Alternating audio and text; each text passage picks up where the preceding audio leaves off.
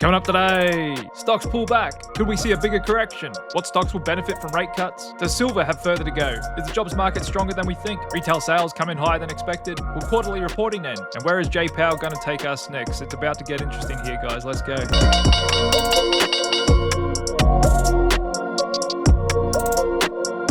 And once again, another mixed day of trading heading into the all-important Fed day tomorrow, which they'll be releasing their latest interest rate decision at 2 p.m. Eastern time. Then we get the presser at 2:30. Market will really be looking for J Powell's language and whether he's going to leave the door open for further cuts later on this year. And importantly, are we going to get a quarter or a half a point cut tomorrow? And after all of that, how is the market going to react? We've been having a pretty strong Q3 here. S&P up about 12% year to date, more than half of that just in this quarter alone. After we had a big recovery in Q2. Which it looks like the stats have played out as we're very likely to finish Q3 in a week and a half higher. And all of that price action normally suggests we should finish the rest of the year higher as well. As you could think of the technical action this year as being a bit of a slingshot. We coiled back in Q1, then we've done a slingshot forward in Q2, Q3. And that indeed has caught many people by surprise. The overriding consensus was tariffs were going to send us into a deep, dark recession. Now, the narrative is the jobs market. But stick with me because I'll present some contradicting evidence to that narrative today. That yes may show this time could be different with why the jobs market appears to be getting weaker. And it'll be interesting to see if J Powell acknowledges these points tomorrow as well. But once again, we've got economists and Wall Street banks sounding the alarm. According to Bank of America, there are 3 signs the stock market may be heading for a decline, saying that there's flashing technical signals that look like risks to the market's strong rally here. The first being we're going into the worst 10 days of the year, and that is the last 10 trading days of September, with September overall being the weakest month. But that's been bucking the trend as well, as we've actually still been grinding higher to start the month. Second, they point to Dow theory, and that was created by Wall Street journalist Charles Dow, who created the Dow Jones Industrial Index over 100 years ago. And he said for the bull market to be confirmed, you must have both the Dow Jones Industrial Average and the Transportation Average both hitting a 52-week high, but we don't have the Transportation Average doing that, as that is yet to still break out. And they're pointing to weakening breadth, which is no doubt a little true. We do have consolidation in the percentage stocks above their 50-day average here, pretty much half. And it's really been the Magnificent Seven, those large cap tech stocks that have really been driving this rally. But they too are starting to look a little technically overbought on the chart here. We're getting some reversal signals, and we'll touch on them a bit more later on. But nonetheless, the S&P 500 is still pretty much sitting at all-time highs. Looking back in history, when the Fed cuts in that scenario, the market has been higher a year later 100% of the time. Those are pretty hard stats to go against. And that's why it's interesting, because we've got a degrading jobs market, at least on the surface. Consumer sentiment really low, but stocks are at all-time highs. And according to Goldman Sachs, they expect the Fed to acknowledge the slowdown in job growth, but they don't expect them to change their policy guidance or leave the door open for another cut next month in October. And JP Morgan's come out with some interesting scenarios of what the market could do tomorrow, depending on what the Fed does. Starting off with a 1% chance the Fed may actually hike, in which case they think the market would have a significant sell-off. No doubt that would be true, and I'd agree. The market would be off 3 or 4%, but I think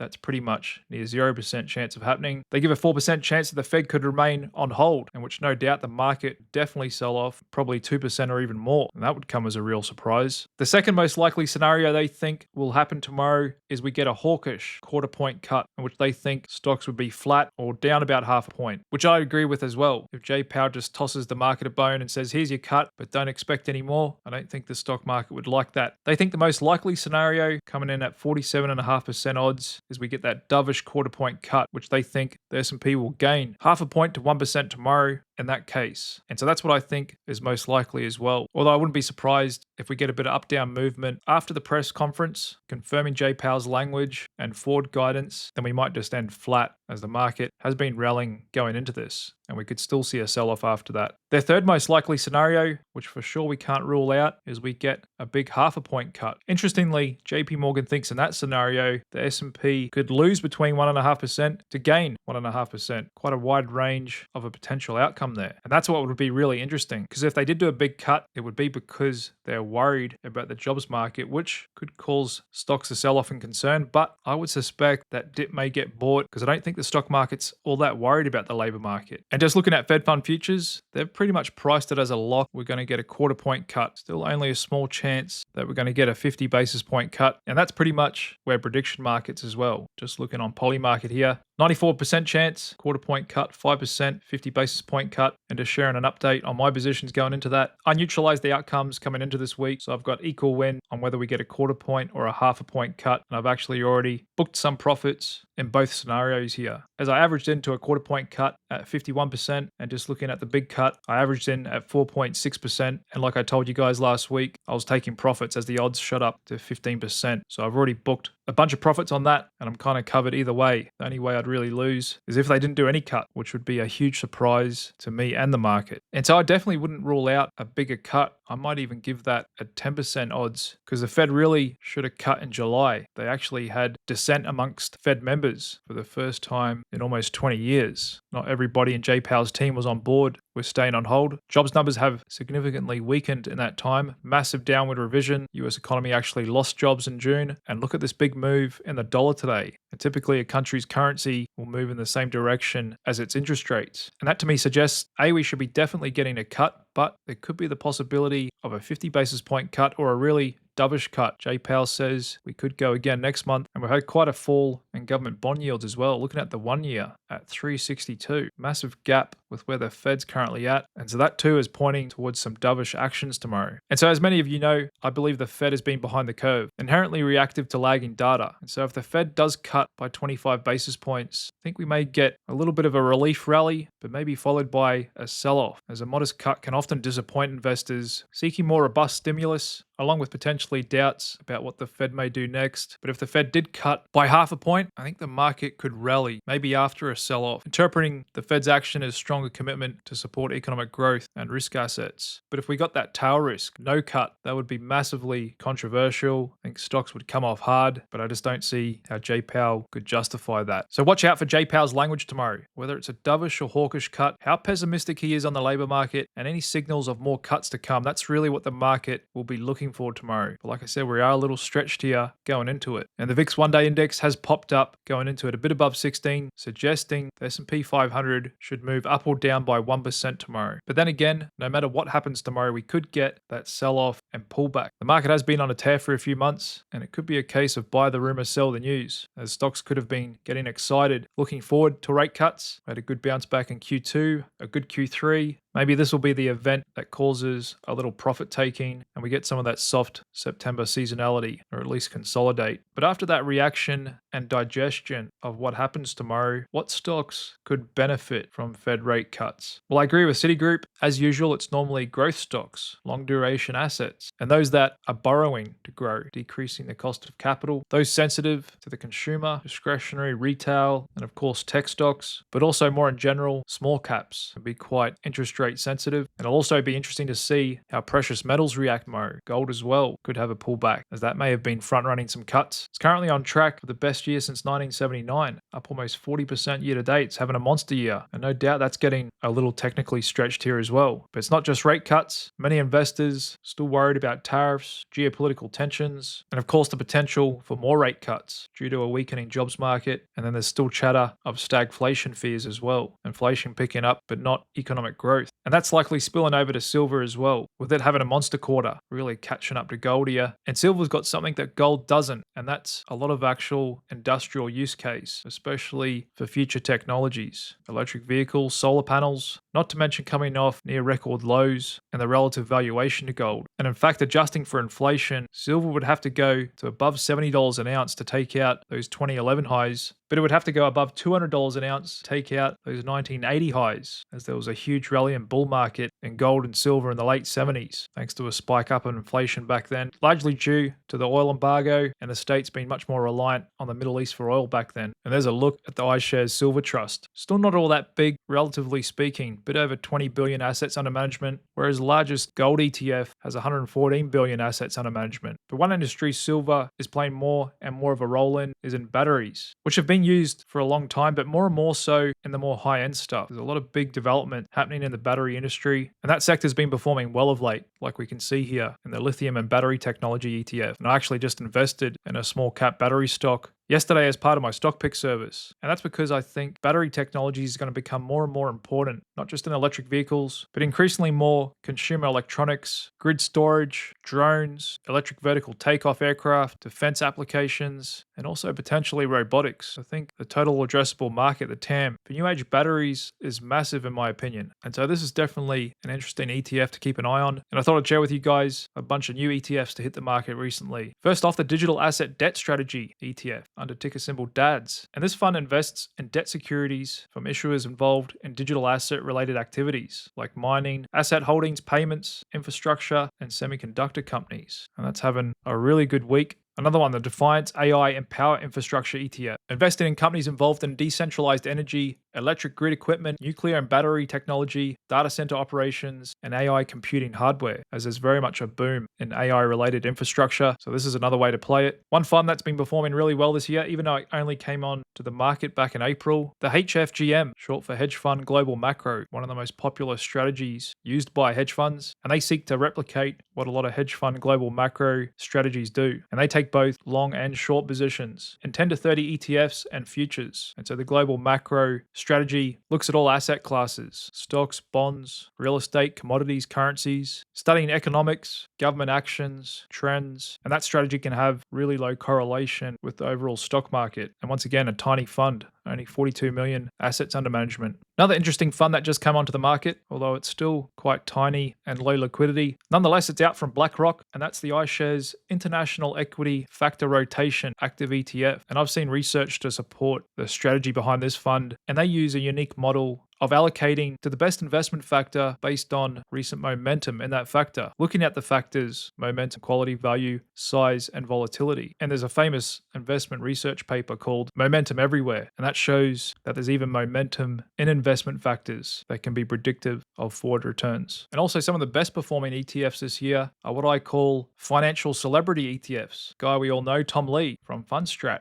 his granny shots has been outperforming the market, along with his buddy Dan Ives from Wedbush Security, and his AI Revolution ETF has been doing even better, having a fantastic month so far. And one of the best performing ETFs this year, barely even sold off in the tariff tantrum, is the Global X Defense Technologies ETF. It's actually up over 78% year to date. That's a 7x return on the S&P 500. And this fund's actually been in my new ETF portfolio that I'm currently running as a model, which is also having a great month, currently up 7.8% so far for September, thanks to having exposure to global miners and crypto-related assets, in addition to other funds, like this Global X Defense Tech ETF. And so I'm super excited to open my new ETF portfolio service next Thursday, where you can follow my new $100,000 investing account that will be using my unique momentum strategy. And so how it works is at the start of each month, it invests equally in the top 10 ETFs according to my momentum formulas ranking. It seeks to always stay invested in a diverse mix of the strongest assets using US listed ETFs. It really is a great strategy. It's kind of my bread and butter that I've already been using for several years. So stay locked in here with Click Capital, because I'll be offering a big discount to all founding members during launch week only, which starts next Thursday, the 25th of September. And the strategy does have the ability to go partly or fully in cash, as it's based on the dual momentum concept. Come back to the channel tomorrow and I'll explain that further, because if we do get a recession, that's the strategy you'll want to be using, as it can go both offensive and defensive. Because according to Moody's and their machine learning model, they think we're pretty much guaranteed a recession soon. Every time it's reached this level in the past, we've got a subsequent recession. But what I'll be interested to hear from Jay Powell tomorrow is his thoughts on the jobs market. No doubt the headline numbers have been weak. We've been noting that for a few months here. The first to come off was really jobs growth, job openings, and now we're seeing little upticks in the unemployment rate and that massive downward revision at the start of last week, which the stock market shook off like it was nothing. But another interesting point is the break-even point of job creation has significantly come down. And that's the number of new jobs the US economy must create monthly to keep the unemployment rate in check. Back in 2023, it was 125,000 monthly payroll gains that we had to see to stay break-even. This year, it's closer to 60,000, and that could still be trending lower, as I do think we're seeing some tectonic shifts in the labor market for multiple reasons. In addition to the slow but sure emergence of AI and robotics gobbling up jobs every day. We're seeing tech company after tech company lay off staff or plan to lay off staff, replacing them with AI chatbots or just becoming more efficient and lean overall. But also we've seen a massive shrinking of the labor force due to the government's immigration policies. In fact, by some accounts, 1.2 million immigrants have departed the US workforce, thanks to a clampdown on illegal. In addition to that, there's been a big downsizing of the federal government itself. In fact, they're on track to shed 300,000 workers by the end of this year. And so both of those big shifts no doubt causes job loss, and a lot of these companies may not be re-advertising those jobs, unable to fill them, especially if they were using cheap labor. They may just be downsizing themselves, in addition to the government trying to become more efficient as well. No doubt that has to have an effect on the jobs market, which may actually be lining up with how retail sales are holding up, because typically when the jobs market weakens, so does retail sales when people lose their jobs. But economists were surprised once again today. Retail sales increasing 0.6% in August, and that was triple what economists were expecting, with sales rising 5% on an annual basis. So if you weren't even looking at the jobs market and just at consumer sales, which at the end of the day is probably more important, actual spending in the economy, the US economy is doing just fine. And there's a look at United States retail sales year over year. One could actually argue it's been in an uptrend the last 2 years. And that's because what else has been in an uptrend is the share of spending by consumers in the top 10% of income distribution, which is now pretty much half. And there's nothing to say that this chart won't keep on making higher highs and higher lows. And as I showed yesterday, consumer household balance sheet has never been more wealthy. Millions and millions of boomers out there, they don't need a job. They've got all the money they need to keep spending for the rest of their golden years. And with the stock market at all-time highs, wealthy consumers are likely to keep spending. So it's kind of a self-reinforcing cycle we've got going on here. So again, I'm interested to see whether Jay Powell touches on these points I've just raised and his assessment of the jobs market to justify